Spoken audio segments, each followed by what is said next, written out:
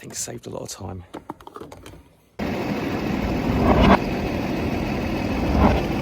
That's ridiculous. It's rush hour on the main road.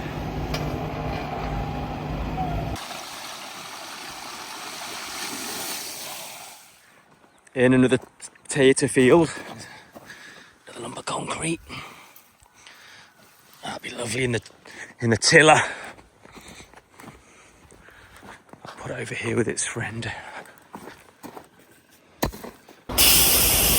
We'll just take a look at this. We've just finished this field.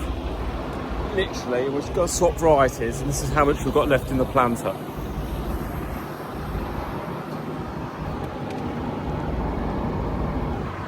Incredible. George is over there just leaving, which is good because it's rush hour on the main road.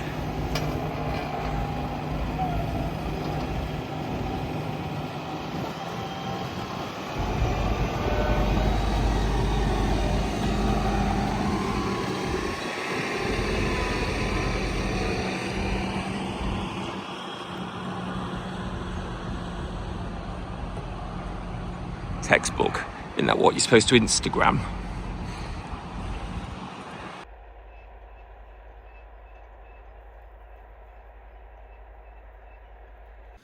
Some Lady Anna going in this field here, and it's quite organic. So if I just measure, well, I'll just show you the seed. It's just there, look.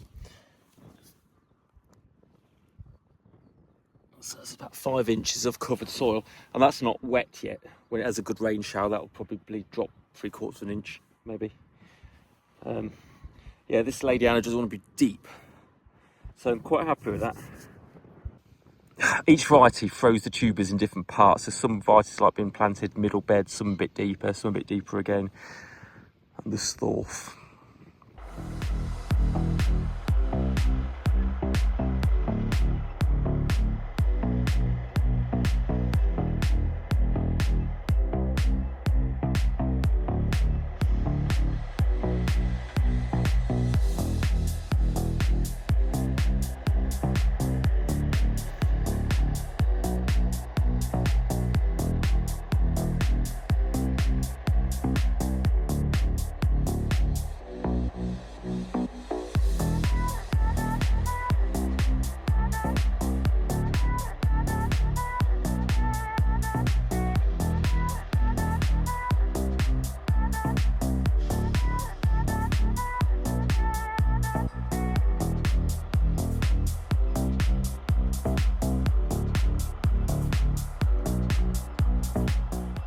So this wappy shed's coming down tomorrow.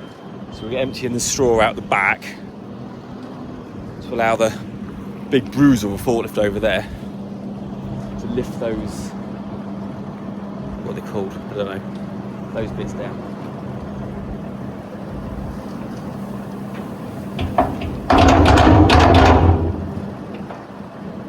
Meanwhile, over here, the roof has got the new roof on. It's got a net to come down in the morning. Move across to the other shed and start that one. That's really exciting. This has had far too many holes for far too long. Borderline, it had that many holes because the intensity of the water going down the holes, it was actually, the stuff got wetter in here than being out in a stack with no roof. So we've hired this forklift. It's a mammoth thing. I'm fairly sure it's 18 metre, and we need that to get high enough to get the sheets over the safety railing and take the pallet above the railing to get the sheets on.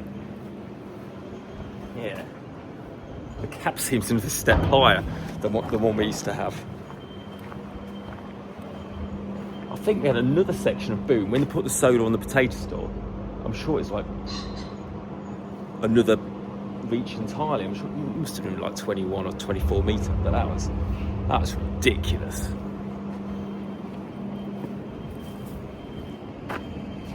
Yeah. It's just got windy now. It's nice to have the aircon on. George is making a bale.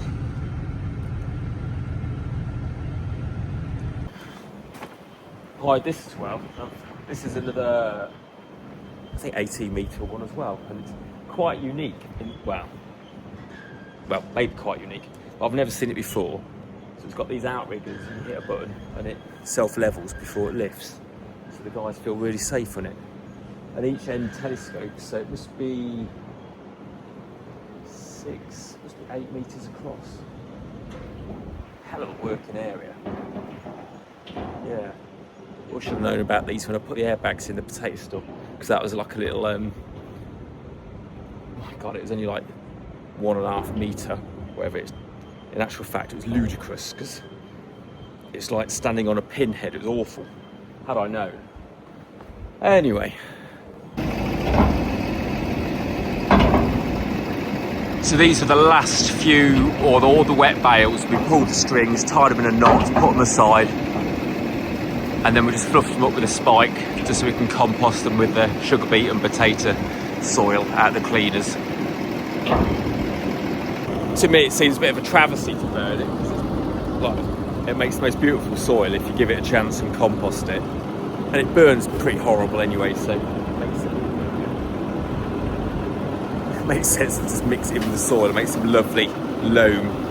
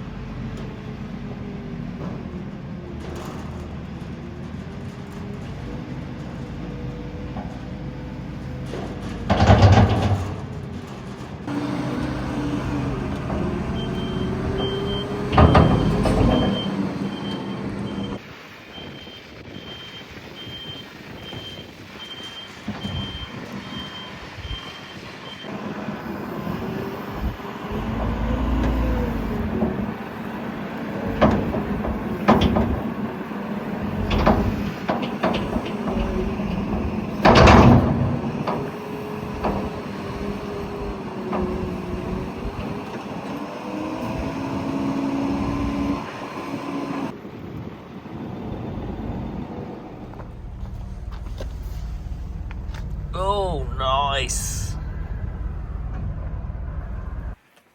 So we've just pulled the irrigator pumps out the deepest depths of the backs of the shed. We can irrigate some wheat. And if we don't put irrigators in the wheat today, it won't rain tomorrow or tonight. But if we set it up, we'll know we'll get a good shower. So this is a useful insurance. This pump set eats batteries. What happens is we leave the ignition on and it just flattens the battery, be all recompense, and they never come back. So I don't like to put too good a battery on these. Don't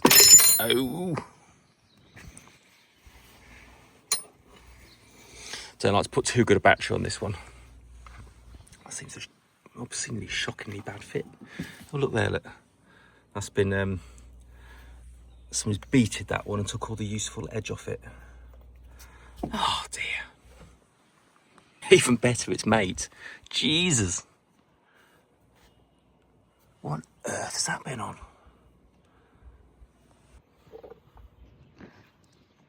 Probably can't see that on camera. No, you certainly can't.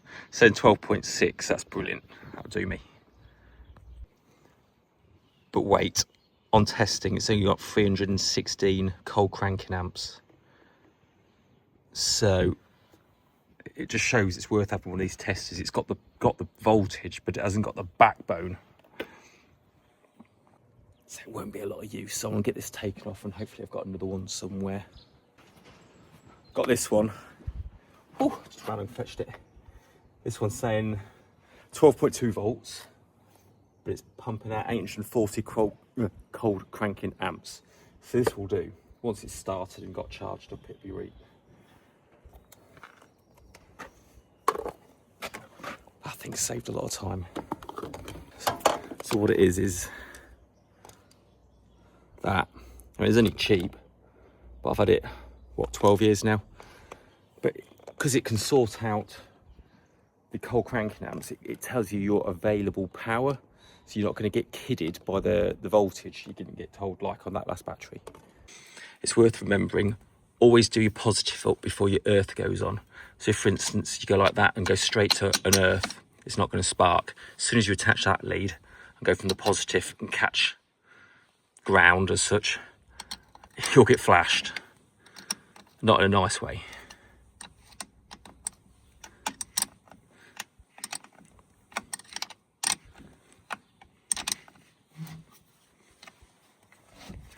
Now that's done. Now you can do your earth. Then put a scary amount of this in, diesel. It makes rain seem cheap, doesn't it? Over there we have the guys netting the next shed. I'm not going to get near and film them, I'm keeping well out of the way. They're hanging a net under a building that looks a total palaver, but for the amount it cost, I'd take it. Just out in the beans, and this is what we call Highlander, or a bit of mineral on the hill. Very high compared to where we're from. From the main road a mile away, they looked like there's not even nothing here, but actually there is a crop. But it's looking rather sickly. They look like they're not getting away so well. A weird leaf. It looks like they've all been nagged at, unless they have been nagged at.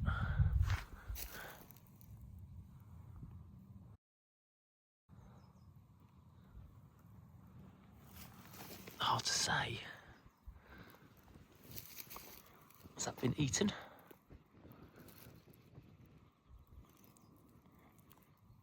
I'll have to look in my book.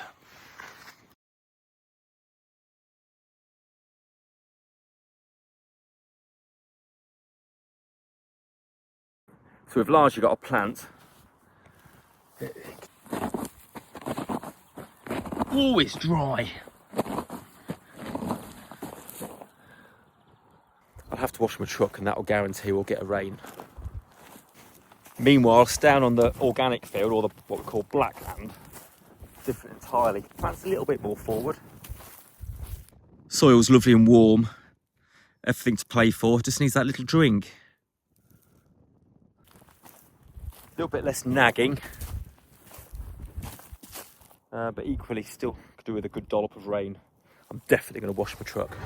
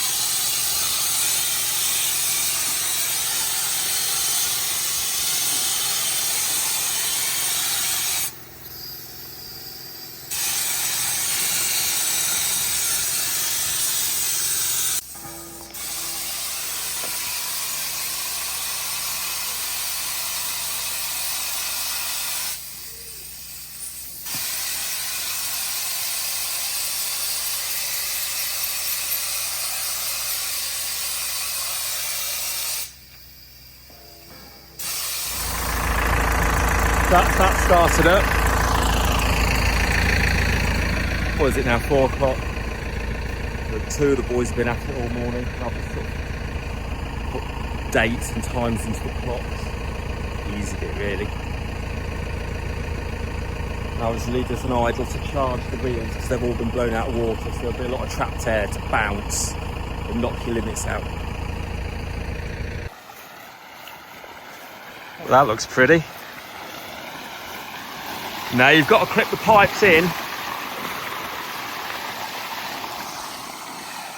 An easy one anyway.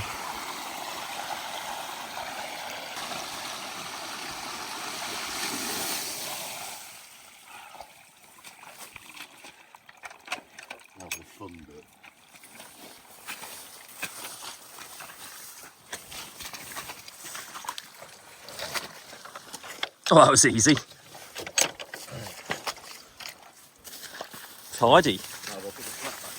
That's probably the easiest one we've done. Beyond the yellow wheat, I don't know if you can quite see it, there's a rain gun there and a rain gun there. Just hasn't took its nitrogen up. Yeah, pumps all going, a few little snags, but nothing too major.